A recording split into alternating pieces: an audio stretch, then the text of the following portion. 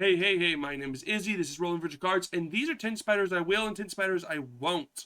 These are the Spider-Man and Spider-Man adjacent characters that I will and won't be creating magic decks around. Let's hop right into it. First off, we got an honorable mention. This is Morloon Devourer Spiders. This is X and 2 black for a 2/1 vampire villain with lifelink, and whenever it enters with X one counters on him, and whenever it enters, it deals X damage to target opponent. I love mono black decks. It's probably my favorite mono color to build. And then on top of that, the cool thing with this is that mono black is so good at just ramping so much like big mana into one explosive turn. And when you do that, Morloon comes in. And the goal here is kind of to aim for like X being 19, then it comes out as a 21-20, and then it can one-shot someone.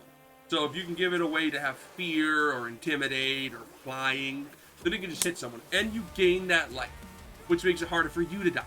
So it does so many good things just kind of sitting there with a deck that's all about drawing cards, ramping, and then maybe doing a little draining of your opponents here or there just to make sure that they're a little lower on life. All that being said, these decks can be a little boring and a little non-casual-esque. And what I mean by that is, like, if you end up casting Morloon and you just take someone out, taking one person out in a game can kind of be, like, early, isn't always the most fun. Unless everyone's keeping up the pace. And that's what I mean by casual-esque, right? If you're in the casual level, everyone takes, like, a 5-minute turn, don't play Morloon, right? You're gonna take someone out and then the game's gonna last forever. But if everyone's taking like a 1-minute turn, maybe 2 at most if it's a long turn, you're good. Morloon should be fine. But there was just 10 more people that I liked and 10 more people I hated more. So let's get right into that. Number 10, left as I like, right as I don't want to build, which hurts me, but we'll get to that. Spider-Man 2099 Miguel Hero is 4 in a blue for a 4/4 Spider-Man human hero with, when it enters, return up to 1 target creature to its owner's hand, and whenever one or more creatures you control deal combat damage to a player, draw a card. I love that second effect. That second effect in blue is like your best draw abilities in blue when it comes to non-CEDH decks, okay?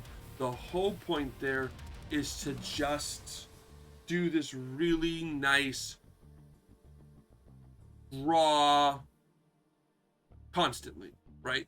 So this type of deck, which the only other mono blue deck that just became available for that was a legendary pirate ship that does the same thing, which is cool. I like that deck. But this one has something extra. That enter bounce is so fun. Being able to flicker Spider-Man 2099 and just go bounce that thing, bounce that thing, bounce that thing. And you have intern stuff where you can go like, oh, here's my closet. At my end of turn, I just flicker Spider-Man 2099 and I bounce your problematic creature. So you're keeping them off of creatures. You're getting a bunch of small creatures that are drawing you into more cards, which are giving you more small creatures. And you're going to go wide and remove everything. It's such a fun idea. I love mono blue as a thought idea. And it's a card draw engine in the command zone, so you can't really complain. Your goal is to get to 5 mana, get them out and protect them, and just start hammering with these little flyers. I like it. It's interesting. I can't wait to build it. On the other hand, we have Ghost Spider Gwen Stacy. Now, Ghost Spider Gwen Stacy is 3 and 2 red for a 4/4 Spider-Man human hero with menace, and whenever it attacks, she does X damage to the defending player, where X is the number of attacking creatures. So the issue I have with Ghost Spider is I just can't really wrap my head around the deck. Okay? Now, one caveat here, just to let people know, you're going to see a lot of the mythic commanders here, and the reason being is mythic and like rare. The reason being is I don't really want to go over all the common, because there are common heroes like legendaries in this like a lot, and I don't want to go over the uncommon as much, because they're not meant to be as grand as these mythics and even as the rares. So like saying I don't want to build Dino Spidey because he doesn't do anything, just it sounds lame.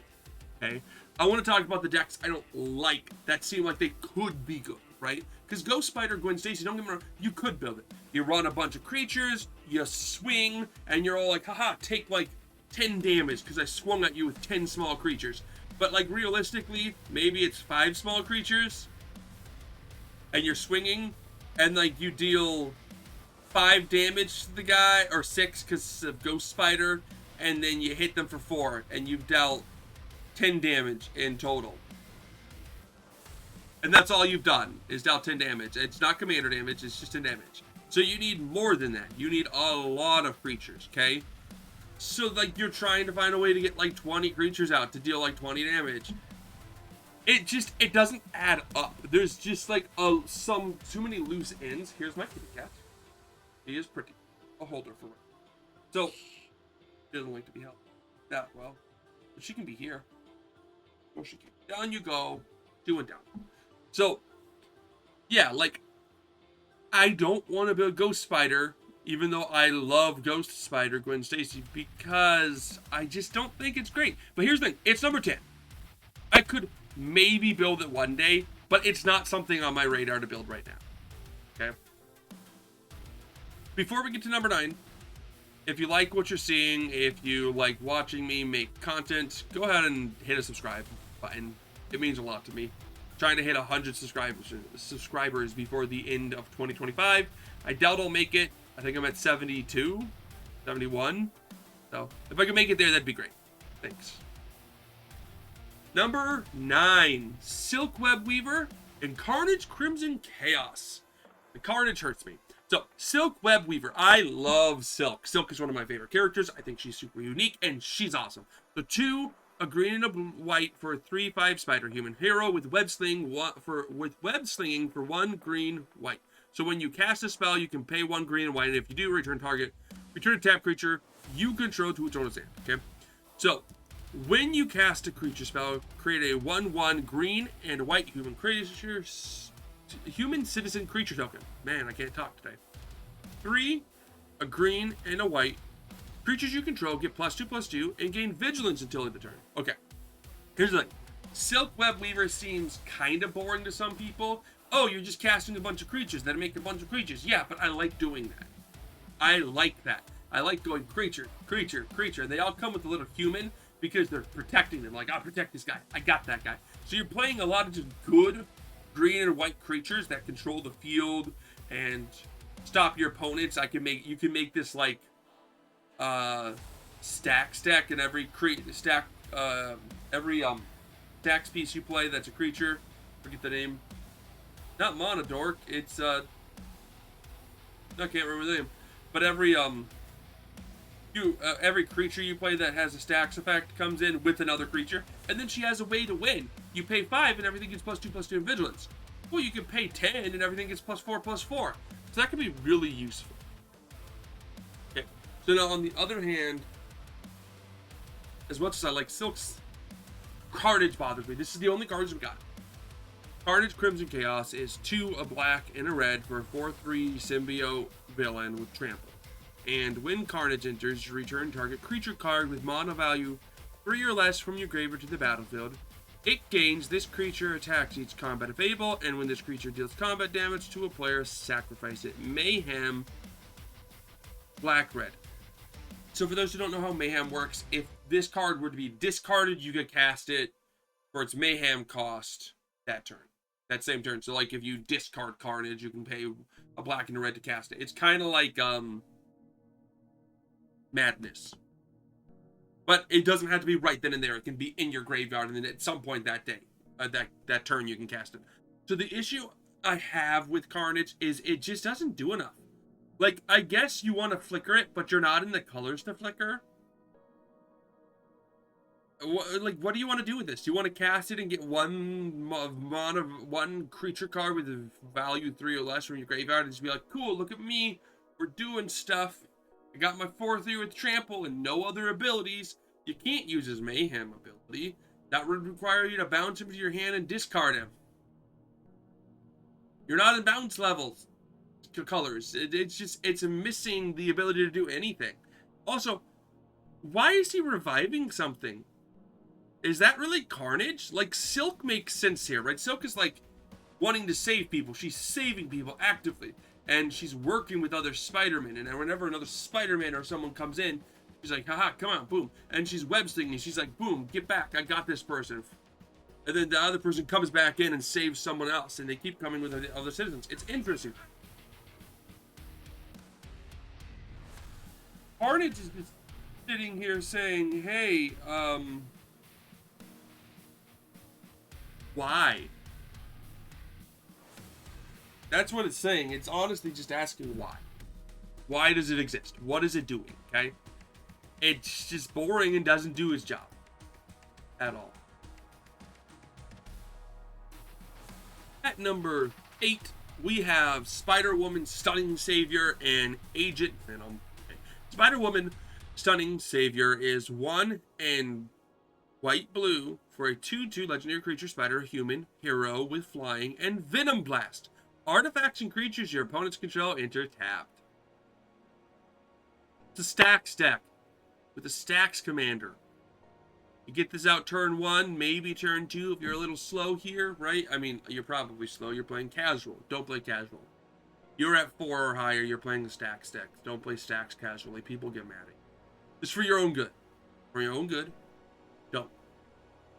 Okay? But at 4 or even 5, I could see at CDH.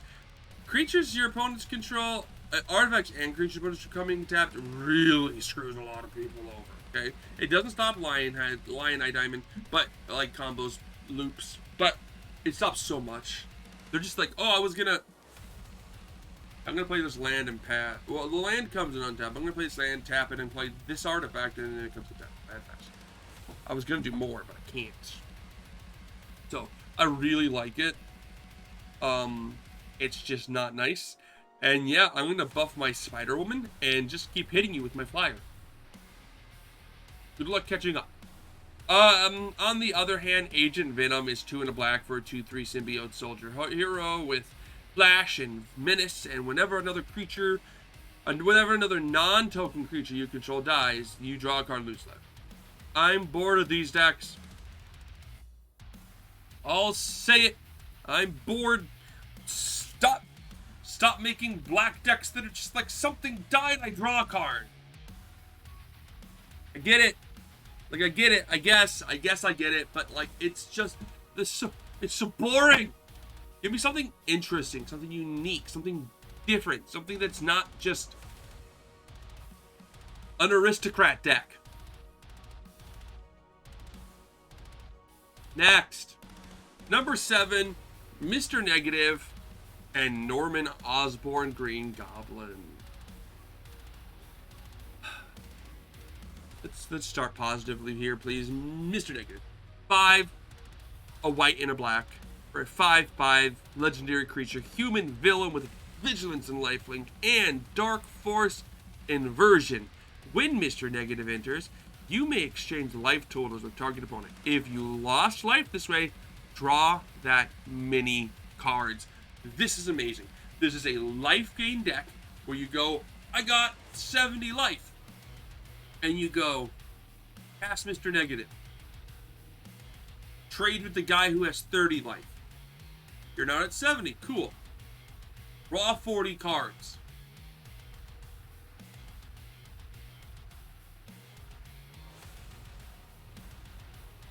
Proceed to win game.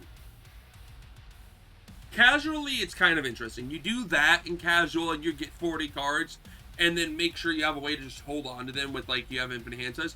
Competitively, it's just, I think it's a life gain deck that could be competitive. If you can find a combo within, like, because they're going to lose life. They're going to probably be at 30. If you can at least get to, like, 40 or 50, that's like a draw 10 or draw 20.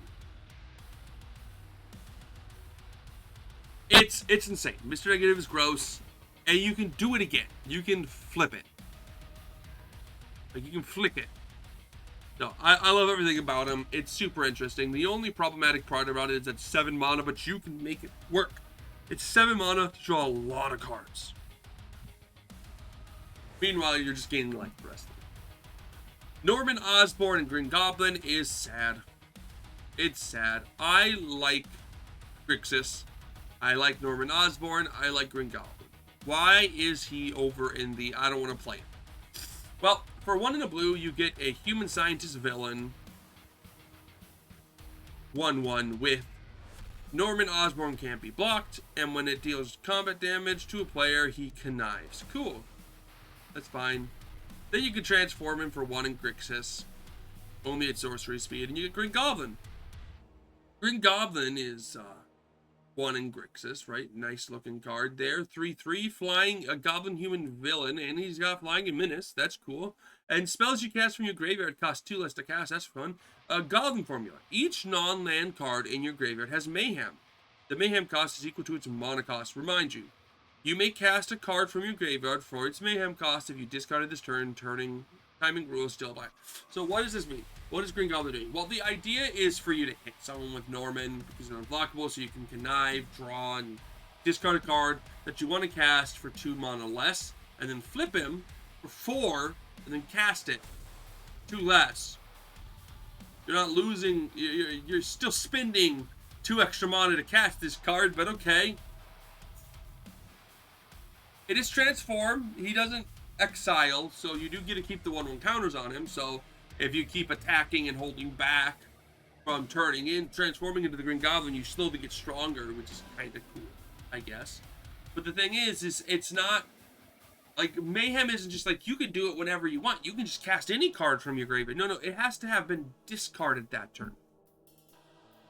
So it's not like you can keep filling the graveyard with Norman because it deals combat and you connive. And you just keep doing that and connive. And now all these cards in your graveyard you can play with. No. You have to discard it. So your deck is a self-discard deck. And the plus side you get for discarding cards is that you can cast it for 2 mana less. The best I could think, honestly, is to just run a bunch of 2-drop artifacts so you can cast them for free if you discard them, and that was kind of interesting. But honestly, it bores me. I'm not getting enough out of this. It's like saying, cool, I guess you get something out of discarding usually, so that's okay. But then, here's my catechism. But then, you also get nothing sometimes. Just because, like, you're hoping your commander gives you something, and all it's doing is giving you a 2 mana discount. It's not doing enough. It's not doing enough. I might test it out eventually, but it's not on my radar right now. Okay? I think you might see people play it because it's Norman Osborn Green Goblin, but I can't do it, guys. It's just boring. Okay, let's talk about Dr. Octopus, Master Planner, and Spider-Man Peter Parker. Okay, Master Planner is 5, a blue and a black for a 4/8 human scientist villain. With other villains you control get +2/+2. You have maximum hand size of 8, and at the beginning of your end step, if you have fewer than 8 cards in hand, you draw cards equal to different. What does that mean? What does that mean for you? Okay, Dr. Octopus is the villain deck, okay? And I love it. I love thematic decks, and making a villain deck would be cool. And Dr. Octopus is fun. Yes, it's 7 mana. Gross. But it does draw you a lot of cards. So as long as you can protect Dr. Octopus after he comes out of the field, having a hand size of 8, and at the beginning of the step, if you have fewer than 8, drawing up to that difference. So you have, like, you keep playing cards, and you keep getting more cards at the beginning of your end step. Which is fantastic. Control pieces, more villains, and he buffs the other villains. Here's all my villains. I like it. I think it's interesting. I want to build it because I love those like very unique cards that are specific, which is why if I had liked the Mayhem mechanic, then I'd build a Mayhem deck. But there isn't a commander that actually like works with the Mayhem. It's just a commander that gives Mayhem. It doesn't care about the Mayhem, right? And then Spider-Man Peter Parker is 3 and 2 white for a 4 Spider-Man human hero with flying, and when you gain life, you put a 1/1 counter on target creature you control.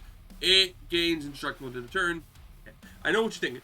Oh, this is an actual interesting life gain deck. This is the life gain deck where you run all the interesting life gain cards, like the Sisters, and when you gain life, something gets bigger, probably Spider-Man, and it's indestructible, because he's the indestructible Spider-Man, right? That's cool, but it's boring. I don't want to gain life anymore. Stop it. Give me something interesting in white. I'll give you this. I do think it's probably one of the more interesting ways to gain life in a deck, where it's like, it's a Voltron life gain deck. Gain a bunch of life in small increments, Spider-Man gets bigger, he punches people. And if you can gain life at instant speed, you can probably cancel out some removal spells on it.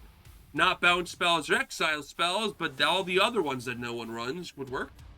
So, and he's got flying, because web swinging, right? I think it's interesting, kind of, but honestly, no. I mean, like, all you're doing is gain life, punch hard. Dr. Octopus the other day, you're like, here's all my really interesting villains, and they're all working together, and Dr. Octopus is buffing them with his science. And, oh, look, you're going to draw more cards and do interesting things. Next.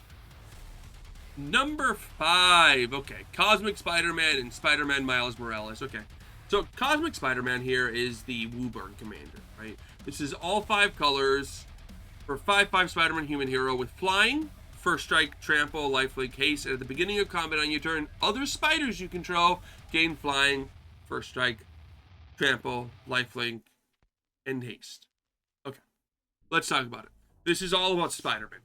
But technically it's not. It just says other spiders. So this is running the best spiders you can, which includes Spider-Man, but could just include really cool spiders.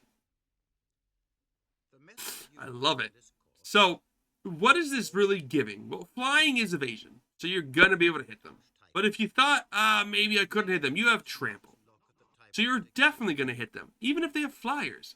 And you have first strike. So even if they have flyers, you're going to hit them first. So even if they have flying death toucher, it's dead. And lifelink, which means you're never going to have to worry about gaining life because of all the action life you're gaining, because all your creatures have lifelink. And haste, so they come out on the field and they can just swing out. This is the most aggressive WooBurn deck I've ever seen. It's not a competitive deck, but it's so fun. It's so fun. There's nothing to dislike about it. It's just a fun deck. Here's all the Spider-Man. Here's all these other really cool spiders. Die.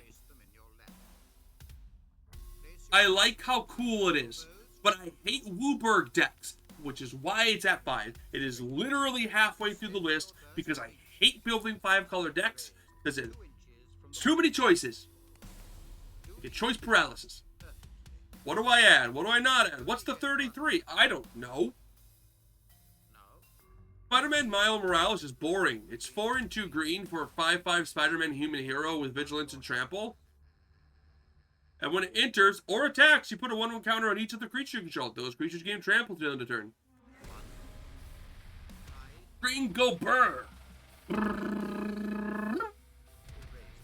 He enters. He's a 6-drop, right? So he enters. Your 3 mana dorks are now 2/2s, and then you swing with them, and now you're 3 1/1s or 2/2s or 3/3s trample, and then you're 4.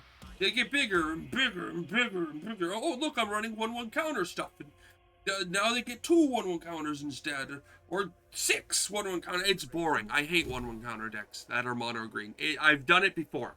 I've built so many decks, guys. I'm just tired of it. I just can't. I can't anymore. Stop doing it, guys. I get it. I understand it. How does Miles really buff other Spider-Men? Other creatures? Is he buffing people? Is he like supposedly like giving people morale boosts and they're like, yeah, I'm stronger, I can punch through something because I've got trample. Where's his trample coming from? Vigilance makes sense on Spider-Man because they have spider sense, but where's his trample coming from? I didn't think Miles was that strong that he would run through someone, right? That like, you know, he hits someone that's a 1/1 and then hits someone that's a for damage, right? Does he do that? I don't get it. Why is he mono green? Is he a mono green guy? I mean, I guess he is inspiration incarnate, right? So sure, but like, I don't know. Next, top 4, number 4 here, guys. Gwynnum, Remorseless, and Miles. Ultimate Spider-Man. Yeah, okay, I know it looks right. Miles, I hate Miles. No, I love Miles Morales. He's probably one of my favorite Spider-Man, but I just don't like his cards. let's talk Gwynam. Gwynam Remorseless is 3 and 2 black for a 4/4 spider, a symbiote spider hero with Death Touch and Lifelink, and whenever Gwynam attacks, until end of turn, you may look at the top card of your library anytime. You may play cards from the top of your library. If you cast a spell this way, pay a life equal to the value rather than its mana cost. So, Gwynam is, Bullish Sibyl. That has to attack, but, yeah. Let's talk competitive, and then let's talk non-competitive. I built a CDH deck around it already. I was interested. It has the issue of once it's out, you have to wait a turn. You can get it out turn 1. I've done it. You can get it out turn 2 a little more often and turn 3 no matter what. But you don't want turn 3. You want turn 2. So turn 1 or 2, you get Gwynam out, and then turn 2 or 3, you're swinging with Gwynam. And then you go for the win. Okay? The point of the deck is you have so many tutors that you are tutoring. You're trying to find the top card, or you're tutoring because you have mana open because you had to wait a turn, right? For top. You get top out, and then you can just win the game with Gwynam because you can just constantly cast the top for 1 life till you find one of the 3 cards that gain you life whenever you draw a card or cast an artifact or something, until you find Aetherflux Reservoir where you can just win the game off of that. Okay? And since you're running so many tutor cards, you'll eventually find a tutor on top, find Aetherflux Reservoir, put it into your hand, and then keep going until you find enough ramp to cast it, and then you win the game. Okay? That's the idea. That's all it does. It's not great, but it is playable. There's no interaction in it. And Mono Black's not great at interaction competitively. It's all just gas. Okay? That's the point. So, casually though, I still have to build that version of the deck. But it is interesting, because casually you're like, yeah, like, I'm going to go land, you're going to do your normal, like, land, ramp on turn 2, hopefully turn 3 you get some type of card advantage, and then if you can ramp a little faster, Gwynam is card advantage. But the idea with Gwynam,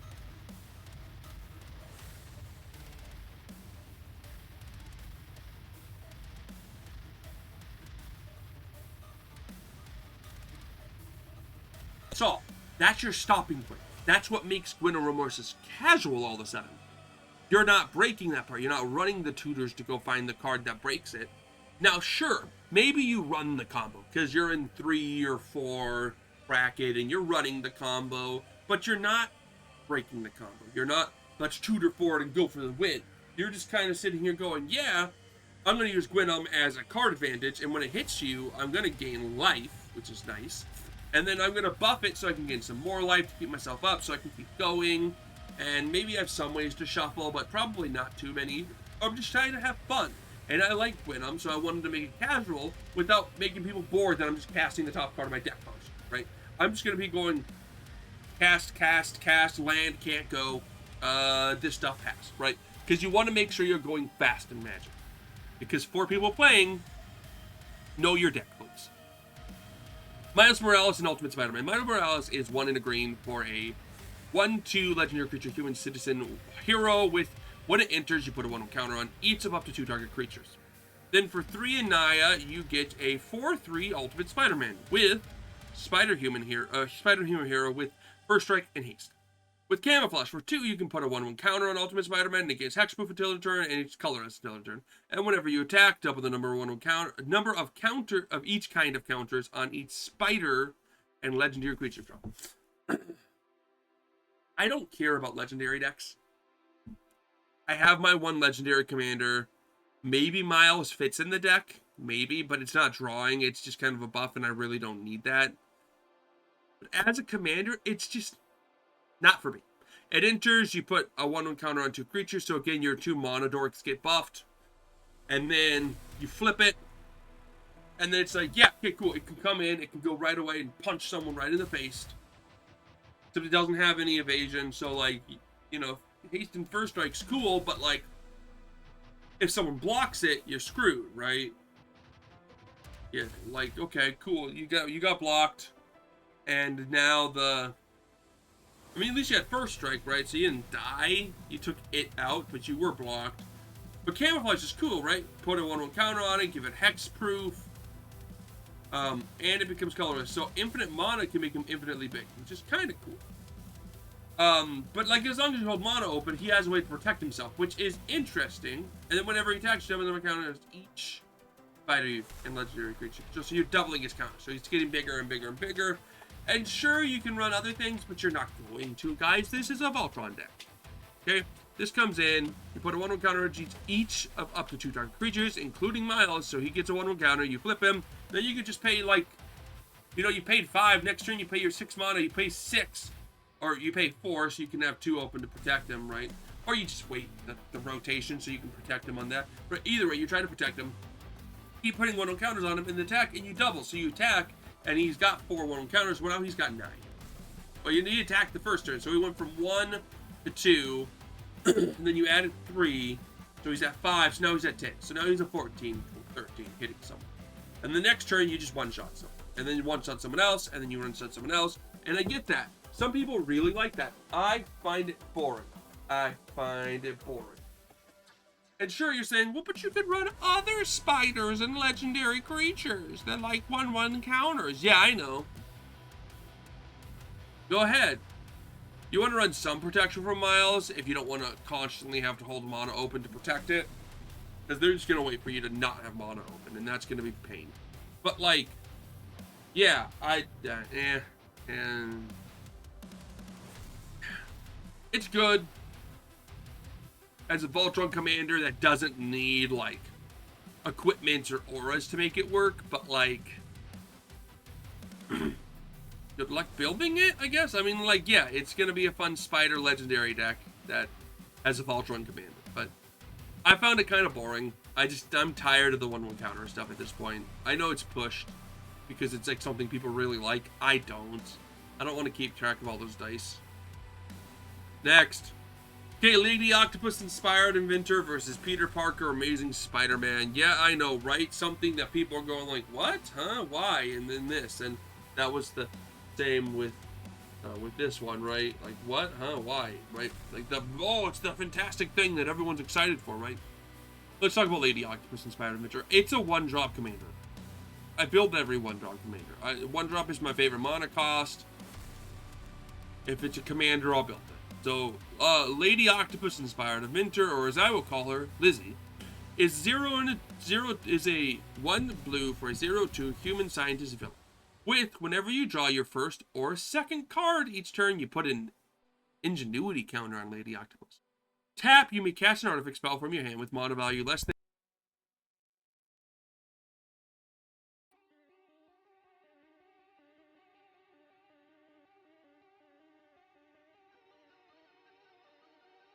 It's an artifact deck.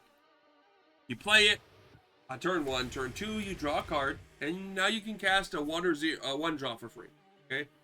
You draw a second card that turn if possible, right? Because you want to run good draw cards. His second one, you can tap it and cast a 2 drop or less. Next turn, you draw up to 2 cards, you do it again. And it's each turn, so if you can draw cards on your opponent's turn, you get more. You protect Lady Octopus, and you start casting big artifacts for free. Cheating mana is fun. Mono blue is fun. I like Liz, or Liv. Her name is Liv. I like Liv. I love 1-drop commanders. And this is probably the best 1-drop commander. I can't wait to build it. It's so interesting. There are 2 more I'm more excited about. Let's talk about why I hate Peter Parker. Peter Parker or Amazing Spider-Man. Peter Parker is 1 and a white for a 0/1 human scientist hero with, whenever Peter Parker enters, create a 2/1 green spider creature token. And then for bans, you can flip it. So, right there with just Peter Parker, flickering it gives you a bunch of green spiders. Amazing Spider-Man is a 4/4 for a spider human hero with vigilance and reach. Okay. And each legendary spell you cast that's 1 or more colors has web slinging or bant. You may cast a spell for its web slinging cost if you also return a tapped creature you control to its owner's.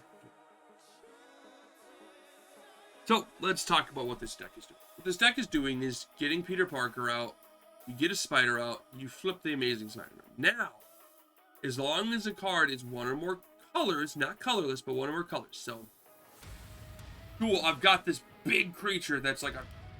I've got... It says one or more colors, and I'll tell you why. I'll tell you why. I'll draw these. Enough said. Anyway, so, yeah, like, here's my big green creature that's gonna do big green stuff, right? Instead of paying 8 to cast it, I paid bait and returned the tapped spider I swung. But you have to return a tap creature you can draw, so that spider better like, survive an attack. There's too much going into web slinging to make it work, in my opinion. I think there's just, you need to, like, I need to, okay. So the idea here, honestly, is, like, running Monodorks, because you tap the Monodork for a green, and then you tap 2 lands for a blue and a white, and then you bounce the Monodork back to cast the 8-drop for only 3 mana. And you can recast the Monodork. This is interesting in theory, and people can have fun with it, but I just, and it's only each legendary spell you cast. It's one or more colors. Not big creatures, only legendary. So, like, I don't like legendary decks. They're boring. They're boring. They're boring. They're boring. They're boring. If it said historical, I would have been like, oh yeah, historical. Yeah, okay, cool. Now I can do like interesting colored artifacts, interesting colored sagas, interesting colored legendary. But he said legendary. That removes interesting colored artifacts unless they're legendary, and yeah. It just became a little too much and just a little too, okay, whatever. I mean, I guess it's really banned. And here's the thing. It is unique. I'll give you that. It is the web slinging deck. Okay? So a lot of people are going to build it. A lot of people are going to have fun with it. I just don't really have much of an interest because I just don't like building legendary decks. I mean, we have so many legendaries. Trust me, I know, but it's just... Really, guys? Next. Okay. Eddie Brock and Anti-Venom. Eddie Brock, Venom, Lethal Protect. 1 in a black for a 3/3 legendary creature, human, hero, villain with, when Eddie Brock enters, return target creature card with mana value 1 or less from your graveyard to the battlefield. I like that. You get a little guy out of your graveyard. I like little guys. And for 3 and I forget that color combination. For 3, a black, a red, and a green, you can transform it at extra speed. Venom Lethal Protector is a 5/5 symbiote hero villain. I do love that he's a hero villain. That's great. With Menace, Trample, and Haste. I love Menace, Trample, and Haste. This is like, you want to block me? Cool, go ahead. You got to use 2 guys. I'm going to hit past you, and I'm hitting you now. When Venom attacks, you may sacrifice another creature. If you do, draw X cards. Then you may put a permanent card with mana value X or less from your hand on the battlefield, where X is the sacrificed creature's mana value. I like it. You might say, I thought you were tired of sacrifice decks. And yeah, boring ones. This one's fun. He enters, you get a 1/1, okay? Yeah, they're going to say you're sacrificing the 1/1, right? No. I'm sacrificing for the greater good. I'm sacrificing my 5-drop here. This 5-drop, right? Because, or like this 3-drop, right? Because I'm going to draw 3 and then drop with X or less, yeah. Drop a 3-drop. And it just replaces itself. Boom, boom, bang, bang, pow, pow. Big creature deck. And... Nope, still can't remember the color combination. But I really like Eddie. I think it's a fun deck where you not only get to draw cards, you also get to cheat stuff out. But there's like a feeling to it. It's doing Venom stuff. Right? It's being like, I'm gonna do stuff to you, but like, I'm gonna use him to do it. I'm gonna pick this guy up and smash him against your head. Or I just need some information, so I'm going to beat the crap out of that guy. Oh, look, he died. Oh, no. Anyway, let's draw some more cards and do stuff. Go Venom. Anti-Venom Horrifying Healer is 5 white. That's white, white, white, white, white. Not 5 in a white. It's 5 individual white pips for a 5/5 legendary creature symbiote hero. This is the whitest commander out there.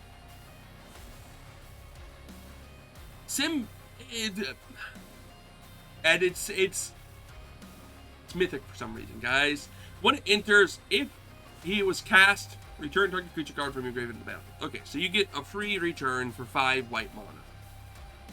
I don't know how you put a card in your graveyard in white. They don't have draw or mill or discard effects, so you died? Okay. So what, you're like, he's just here in case the good cards die, right? If damage would be dealt to anti-venom, prevent that damage and put that many 1/1 counters on him. Here's the thing, okay? You might be like, that's cool. People won't block him because they get bigger. Yeah, okay, so I hit someone for 5 damage. That's going to take 5 hits to knock someone out.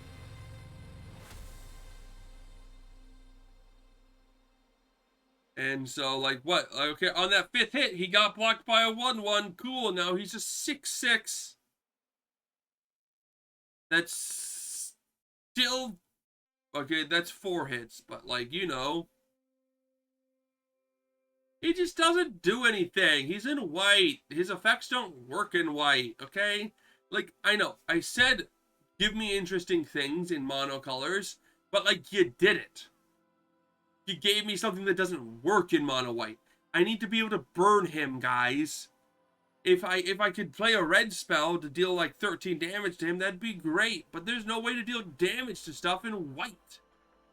There's only ways to prevent damage, which doesn't do anything. Golly gee willikers, guys. This card sucks as a commander. Don't. This card, Anti-Venom, I'm literally saying, please don't build him. I know, he's a cool character. Please, don't build him as a commander. He's awful.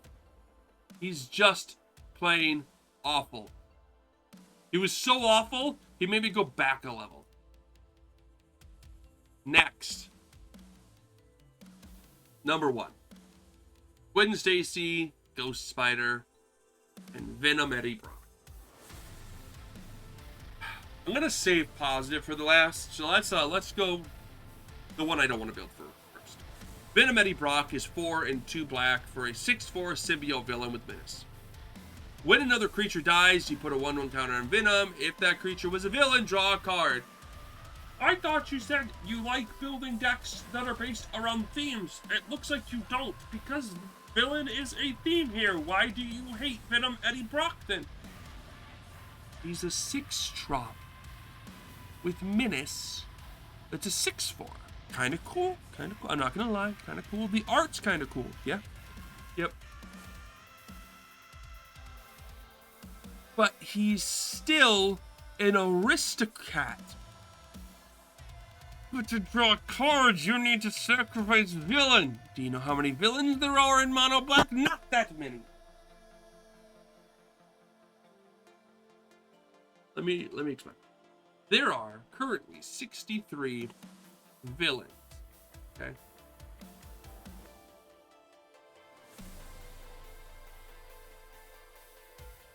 Only 17 if you make it mono black allowed. And one of them isn't legal. So, you're telling me I need to run the 17 cards that Venom wants to be able to sacrifice in order to draw cards? Otherwise, I'm just buffing Venom. And sure, it's whenever another creature dies. So you can just remove your opponent's creatures. But, like, don't you want to draw that card? You gotta remove the 17 villains. There's no guarantee they're going to. But the thing is the 17 villains, a lot of them suck. We don't have enough villains to make it work. Maybe once we get some more villain, like Marvel sets, we'll get more villains, and Venom will work. But until then, it's trash. Now let's talk positive. Let's talk Gwen Stacy's Ghost Spider. She's my favorite. I love Spider-Gwen or Ghost Spider so much. So much, guys. She's my favorite Spider-Man, Spider-Woman, Spider-Person, right? Ever. I like Gwen Stacy more than Mary Jane. I've always been a Gwen Stacy lover, and I've always liked a Ghost Spider, and it's just, I love her card just as much. For 1 in a red, you get a 2/1 legendary creature human former hero with, when it enters, you exile the top card of your library and you play that card as long as you control this creature. And then for 2 in Jeskai, you get a flip it at sorcery speed or transform it at sorcery speed to get a 4/4 Ghost Spider, which has, or Spider Human Hero with flying, vigilance, and haste. And whenever you play a land from exile or cast a spell from exile, you put a 1/1 counter on Ghost Spider. And then you remove 2 counters from Ghost Spider and exile the top card of your library, and you may play that card this turn. So it has card advantage in that regard, but the main thing here is it gets big. And now, this is going to sound like I am like a dead record and breaking, because yeah, sure, the main way to win is because she's kind of a Voltron commander, and yeah, sure, she's a 1/1 counter deck. But she's in Jeskai, which is interesting. There's not a lot of Jeskai 1/1 counter decks, guys, if any. And she likes casting cards from exile, which I love doing. I love running all those red cards that say, like, exile the top card of your library and you can play it this turn. Or exile the top 2, you can play them to the end of your next turn. And I love Jeskai as a color pairing. It's like my favorite color pairing, because I love white and red, and then blue makes decks playable, right? I love this deck, because it literally just breaks down into, here's a bunch of cards from exile, cast them, oh look, Ghost Spider's now like a 9/9, I'm going to punch you in the face. And I can still block with it. I like it. I think it's fun. I like that she comes out on turn 2 or 3 if you want to wait, and you flip her, and you just have fun. You just have this fun little quirky girl. And that's why I like it. I don't know. That's my favorite, my least favorite. If you like the video, make sure you subscribe. Leave a comment on the commander you want to build from this set, and the one that you have no interest in ever building, ever.